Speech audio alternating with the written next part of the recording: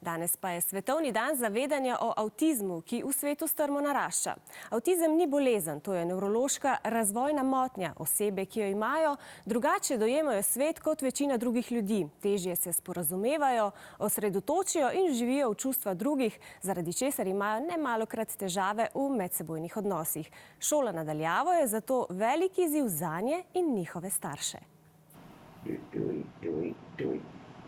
Maj ima avtizem. Njegovi možgani delujejo drugače kot naši možgani. Za njega je zelo pomembno, da je vsak dan enako zaporedje dogodkov in vsakdanja rutina. Sedaj, ko nima šole, je zanj to zelo težko. Težko se je navadil. Ker mu njegove učiteljice sedaj pošiljajo naloge in tudi zvočne posnetke, na katerih so same, ima sedaj občutek, kot da je v šoli in se počuti bolj varnega. Jelka, vidiš črke, kako je delal Tadej? Že se ne vidim, veš? Malo više. Odlično. Tadej je s sošolci in učitelji vsak dan v stiku po videopovezavi. Otroci z avtizmom si namreč veliko lažje zapomnijo podatke, če jih vidijo in slišijo.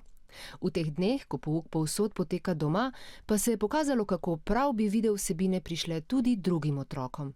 Ljudje smo si med seboj različni. Nekaterim bolj ustreza, če si določeno vsebino preberejo, drugi jo morajo slišati, tretji jo morajo pa videti, da si kaj zapomnijo.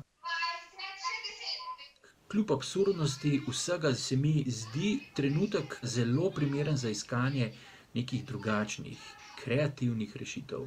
Tega je ogromno. Samo pripravljeni moramo biti te stvari iskati, jih poiskati, časa imamo pa na pretek.